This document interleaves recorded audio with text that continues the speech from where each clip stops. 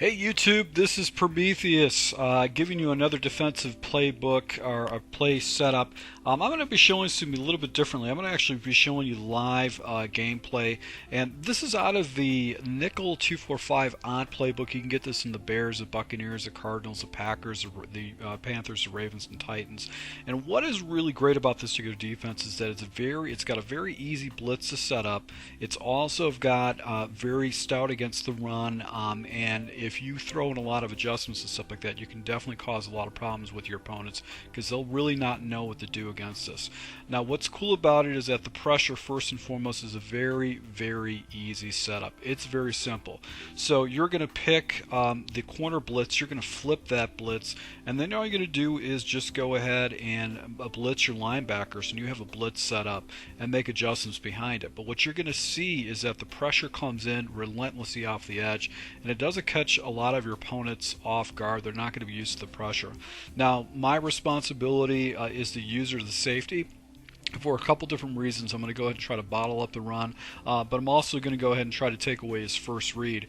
And if he doesn't max protect, he doesn't put people out there, he's going to get himself in a lot of trouble. He's going to get pressure, and sometimes you get very glitchy pressure with this blitz too. So it's the blitz, the blitz 3, cover 3. You flip it off to the left-hand side, and the pressure comes in.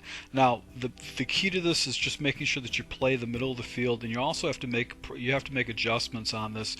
Either put flat zones out there or put a zone off the left-hand side and make adjustments from there. But I assure you that this is a very effective defense, and it can definitely cause your opponent a lot of issues if they're not prepared for it. And it is a very effective defense against the run. So you can see right here, this is a heavy set formation. This guy doesn't get picked up; it gets pressure off the edge, off the left-hand side. So very easy setup. All you have to do is just basically blitz your linebackers, and you're going to have constant pressure. And a lot of times what happens is after you get pressure against these guys, they're going to throw the ball into predictable spots. So you're going to see me going ahead. The guy I'm actually playing against was a very good player, but once I switched into this defense, he definitely started struggling with it. So right here, 4th and 11 type of situation. Game's pretty much on a line. He actually throws it right to my user. I'm going to go ahead and get a nice little interception and got this guy. So this is what I do like about this defense is that it's got that pressure built in. It's a very easy setup, and people make mistakes because they've got that pressure down their back. They're going to throw into your coverages. Now, what also makes this defense very, very effective is the run defense, and it's very stout against a lot of shotgun type runs. The line is going to come in and shut a lot of runs down. So you're going to see in gameplay right here, where he's under center, 3 wide receiver type set, but he really can't get anywhere with the ball. No huddles once again in this type of situation.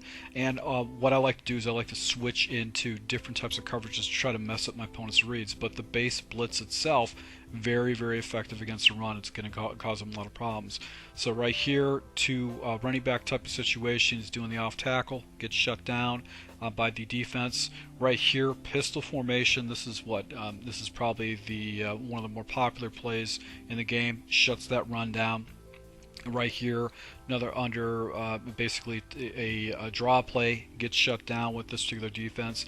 Now I have opponents that actually will be jumping into more heavy run sets, but a lot of times what's going to happen is the way this defense is set up, the defenders are going to get down into the gaps and cause a lot of problems. So this guy's doing basically a lot of different sets. So one of the things I did discover is when I got into a situation where my opponent was using run-centric sets, what I'll do is I'll make an adjustment to go and shore up the edges, and I'll go ahead and put hard flats or soft squats. Basically, you know, those sky blue zones on the outside, whether soft squats or hard flats, clawed flats, and what happens is they actually bite down and actually contain the run a little bit better. So you can still say in this defense, you can flip into a cover 4 version of it too. That's going to be some adjustments. I'm going to show you how that works, but it is very effective against the run. So right here, basically 2nd and 1 situation, I'm able to go and bottle him up. Now this guy comes into an ace close formation, tries to do a little jet pass, that gets blown up by my defender, just gets in the backfield, blows it up. So same situation right here, get in the backfield and blows it up. You know, those strong, close, those I-form close formations. As long as you get those edges out there, they're going to really make a huge difference and kind of shut down this run. So once you see the hard flats, the guys, defenders, pursuit defenders, they go ahead and close it to force them in. Now here is what I discovered is the weakness of this defense against run D in particular.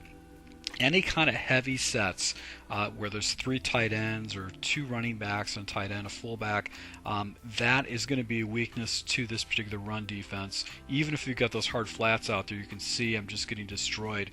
There's just a bigger push with it. So I tried switching my line over, and then in that type of situation, the running back was taking off, getting very good blocking.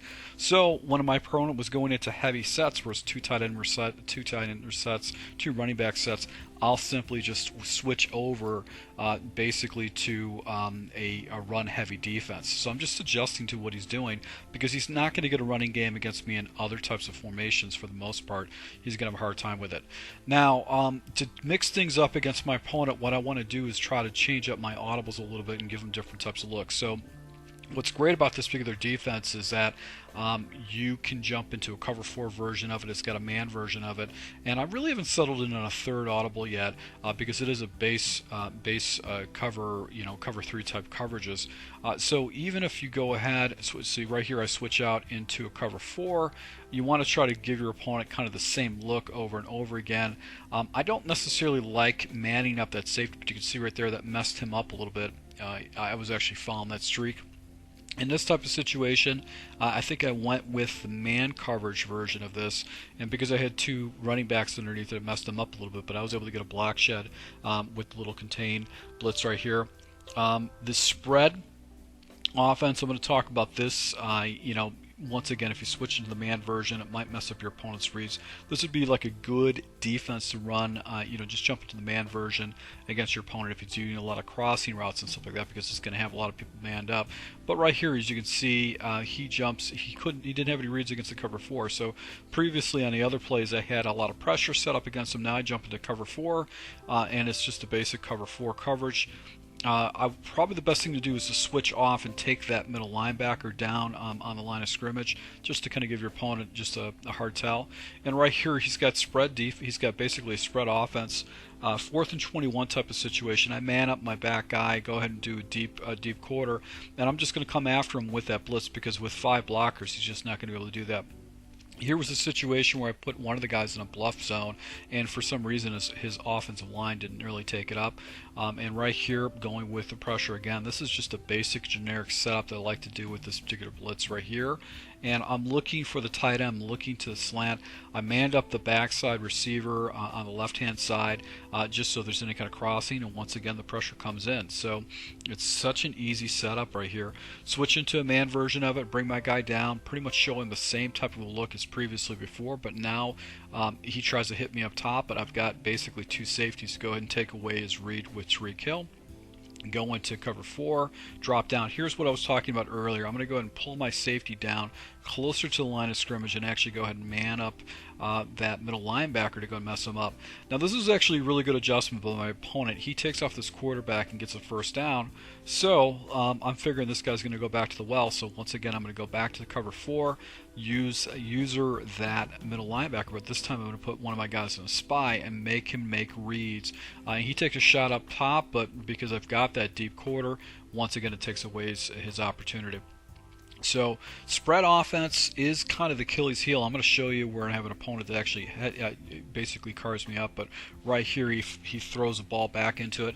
And here's another situation where basically is a weakness of this, and I'm going to go into this a little bit more detail, is the gun tray, Y flex, the gun tray offense, which is one of the more popular offenses in the game because you have passing lanes with that slot receiver. So that's one of those situations. You got more coverage off the left-hand side, so the right-hand side is going to be an area of the field that you're going to have to make adjustments. But this guy was he didn't really have much of an answer for this particular defense because he took a lot of shots at Tariq Hill. He was focusing this entire attack on Tariq Hill. and as a result I was able to go and stop it. But you can see he's just struggling with this, and I'm just running a basic cover 4, but because he has to respect that cover 3 blitz, he's having a hard time with it, and the cover 4 is pretty stout against the run too. So no huddle right in this type of situation. Once again, he's trying to make adjustments. He probably should have did a little bit more crossing routes underneath, forced me to go and defend it, but this guy really liked to stretch the ball down the field, and as a result I've got defenders in the area to go and block the ball down. Now, as far as the weaknesses, I'd have to say the gun tray formations where you have the wide receivers off the left-hand side, they're going to be the formations that are going to cause you a lot of problems, because you got 3 wide receivers that are split out wide, and it's going to provide passing lanes. So you're going to see this is one of my opponents that actually adjusted fairly well to this. I go into cover 2, but I can't get a defender out there in time, and he's able to go ahead and just fire a nice little laser into the seam. Comes back to it, no huddles it again. I've got basically the blitz set up, but I can't actually, this guy was actually making very fast reads. So because he was making very fast reads and quick decisions, it was hard for me to do this. Jump into a cover 6. He actually throws past my defender and actually gets it into the passing lane with Tariq Hill. And then in this type of situation, I go into a man type situation, leaving I think a little hole right here, and actually throws it right over the middle. But you know, he's using the Chiefs, and he's going to kind of get away with some garbage yards right there. So inside zone right here to go ahead and take it into the end zone. With this, so no huddling, and if you have fast, easy progressions, you're going to really have an easy time. Right here, this guy actually catches me off guard. I actually put a yellow zone out there. I should have probably manned that guy up, but I did make an adjustment. So if you run into someone that runs this defense, the most important thing that you do is you need to spread the defense out and look to the seams, get away from the guy's user. That's going to be the most important thing. You got to need to make fast, easy progressions. I would suggest maybe going with out routes, in routes, little fades, little slants, and occasionally what you'll do is you'll be able to catch a seam off guard against your opponent, because if they leave that box like that where you got those guys, those guys just can't get out further enough. So a lot of good YouTubers and a lot of other Madden players, you know, they've seen defenses like this when they play against like the 34 odd type defenses with the heavy blitzes. This is kind of pretty much got the same setup, so they're going to be able to make easy progressions because they're used to seeing that. So that's one of the weaknesses. Right here, this guy actually makes a perfect read, quick little out route off to the right hand side. I jumped into man coverage. It wasn't a zone coverage. If I was a cover 2 coverage, if I would have shown this guy cover 2, I probably could have caught him out guard. Right here, another seam right there. It looks like he hit a little corner route. He hit it right at the break. And then second in 9 situation, I pull my guys up. I try to jump into a cover 6, and he just hits me underneath with little mesh concepts. So those are the things that are the weaknesses if this is a spread. I figured that, you know, spread, you'd be able to come after this guy, but this guy was just basically just killing me underneath. And if he's making fast adjustments, you're not going to be able to go ahead and be able to adjust too well against this. So here's another situation. Game's pretty much on a line. This is an OT situation. We're in overtime, and I'm trying to make adjustments on the backside. He actually goes ahead and pops me right over the middle with his tight end. And then he comes back in a 1st and 10 situation. I'm just trying to make some adjustments to make sure I've got a deep defender, and actually hits the seam, the guy I'm supposed to cover, and he makes a big play. So once again, guys, thank you for your support. If you're not familiar with this defense, I'd recommend checking it out. I actually basically cut down a lot of points I gave up with this defense because it's very stout against the run, and it confuses a lot of people. So you need to take a look at it. So thank you for your support, and until next time.